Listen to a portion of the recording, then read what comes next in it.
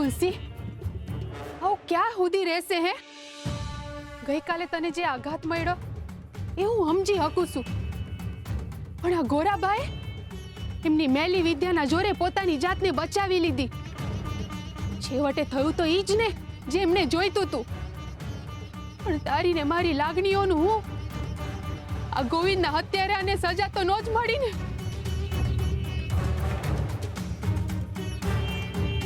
પણ હું એ નહીં થવા દઉં તુલસી.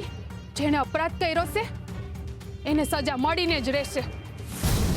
તારા ગોવિંદની વિદાયનો વસવસો હું એળે નહીં જવા દઉં ને એટલે જ હું યુવરાજ પાસે ગઈ હતી ન્યાય માંગવા. ને જો ઈ ન્યાયમૂર્તિએ મારી માંગણીનો સ્વીકાર કરી દીધો. અને યુવરાજનો આદેશ છે ગોરા કુંભારને પકડી ને રાજમહેલમાં લઈ જવામાં આવે અને કોઈને ખબર ના પડે એ રીતે ગોરા કુંભારને ફાંસી આપવામાં આવશે. ના, ન થપાવી. ના, પણ કેમ તુલસી?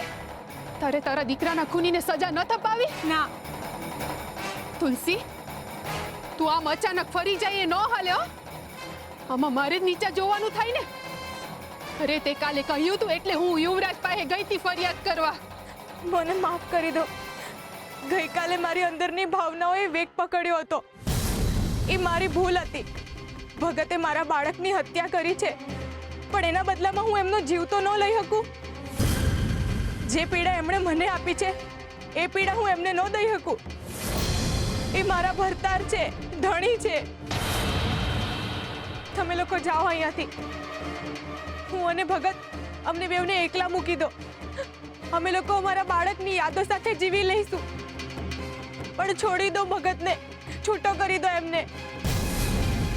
યુવરાજને કહી દો કે તુલસીએ પોતાની ફરિયાદ પાછી ખેંચી છે. પણ તુલસી, આ કઈ રીતે શક્ય છે? તે જ કરેલી ફરિયાદ તું પાછી ખેંચે છે? આવેશમાં થઈ હતી ફરિયાદ, પણ અટાણે હું આવેશમાં નથી. મને માફ કરી દો. હું મારી ફરિયાદ પાછી ખેંચું છું. મારા ભગતને છોડી દો, છૂટો કરી દો એમને. જો ફરિયાદી પોતે પોતાની ફરિયાદ પાછી ખેંચી લેશે તો ગોરાને સજા નહીં મળે અને યુવરાજ પણ ફાંસીનો હુકમ પાછો ખેંચી લેશે. અરે પણ મારી વાત તો સાંભળો. ઉભા રહ્યો. તુલસી, તારી પાસે કાળજુ છે કે પથ્થર? તને તારા દીકરાના મોતનું સહેજે દુઃખ નથી? મેં તારા હાટું આટલું કર્યું ને તું હટાણે પાણીમાં બેહી ગઈ ને. વખત આવ્યો મને દગો દીધો ને. મારા જ ભોગ લઈ ગાતા કે મેં તારા પર બરો હમુઈકો. મૂળ તો તું ઈ ભગત રાણી હોવ જ ને. મારા બાપા હાચું જ કહેતા હતા કે કોઈ દી કોઈના બરો હે લડાઈ ન લડવી.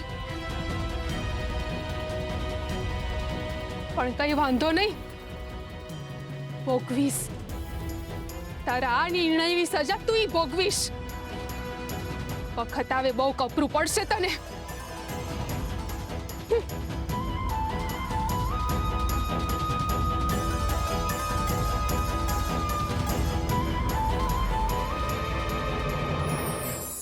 તકવાદી કહેવાય છે કે હોશિયાર વ્યક્તિ હંમેશા તકનો સદુપયોગ કરી જ લે છે, પરંતુ તકનો ઉપયોગ કરવો અને તકનો દુરુપયોગ કરવો આ બંનેમાં બહુ મોટો ફરક છે. અમુક કપટી પ્રકૃતિના માણસો તકનો ઉપયોગ હંમેશા પોતાનો અંગત સ્વાર્થ સાધવા અને બીજાને નુકસાન પહોંચાડવા માટે જ કરતા હોય છે, અને એટલે જ એવા લોકોને તકવાદી લોકો કહે છે. આવા તકવાદી લોકો તકને પોતાનો રસ્તો બનાવે છે અને એ જ રસ્તે ચાલીને બીજાને ખૂબ જ મોટું નુકસાન પહોંચાડે છે. તકવાદી લોકો જીવનમાં આવતી કોઈ પણ સારી કે ખોટી દરેક પરિસ્થિતિનો ઉપયોગ પોતાનું કામ કાઢવા માટે જ કરે છે. પરંતુ આવા લોકો એ નથી જાણતા કે એ જે રસ્તે બીજાને નુકસાન પહોંચાડી રહ્યા છે એ જ રસ્તે એમના કર્મો એમના સુધી પહોંચીને એમને એનાથી પણ મોટું નુકસાન પહોંચાડે છે. તકનો ઉપયોગ કરીને બીજાને તકલીફ આપનાર હંમેશા ઈશ્વરને તક આપે છે, પોતાને તકલીફ આપવા માટે નહીં.